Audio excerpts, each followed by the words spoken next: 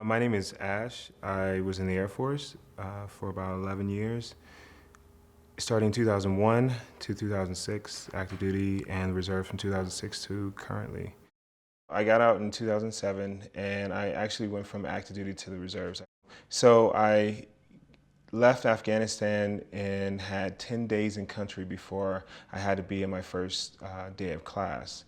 That was a hard transition because in the Air Force, you always have, when you move to a place, you always have something or someone that's going to meet you or say something or point you in the right direction. And civilian life is not necessarily like that. You have to kind of make those connections on your own. I started to isolate myself because the built-in military community wasn't there.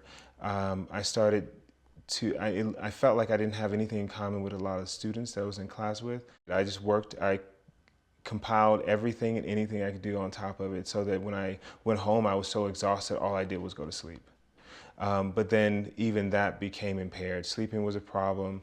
And then I realized that you can't work all the time because at that point I realized I didn't have any relationships. And that's all because of the fact that I was working so much.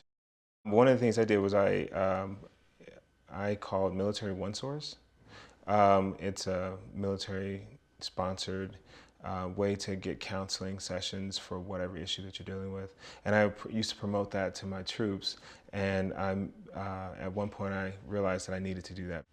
And it helped actually a lot. It helped a lot. And it's weird to talk to someone and realize that usually it's actually probably the simple fact that you need to talk this out, that it'll be beneficial.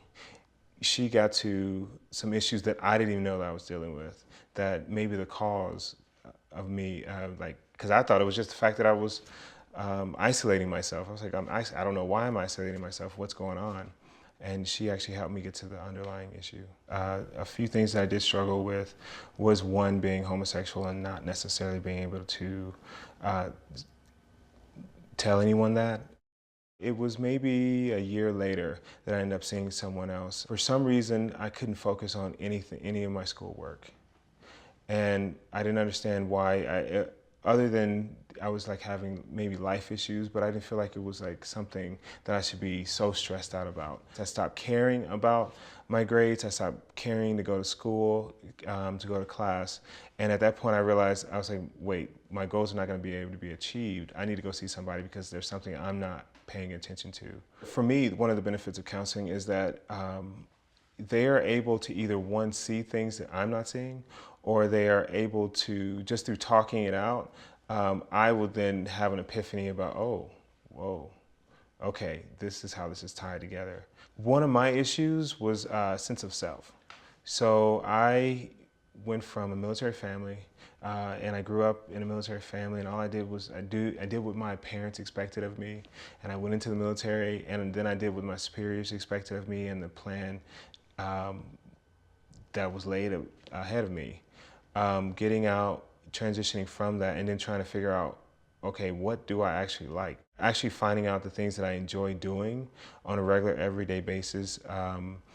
Finding out, at least me, sexuality-wise, accepting myself as being homosexual simply because I'm okay with it, and not denying it because everyone else isn't. So now I can be me, I can enjoy life, period. I can do school, I can be focused on that. I know the direction in which I want to go. We live in a community, especially in the military, we all live in a community where we are doing things because other people can get hurt if we don't do that. And if we remember that us helping ourselves will actually help everyone else, then we can actually pull each other up at the same time.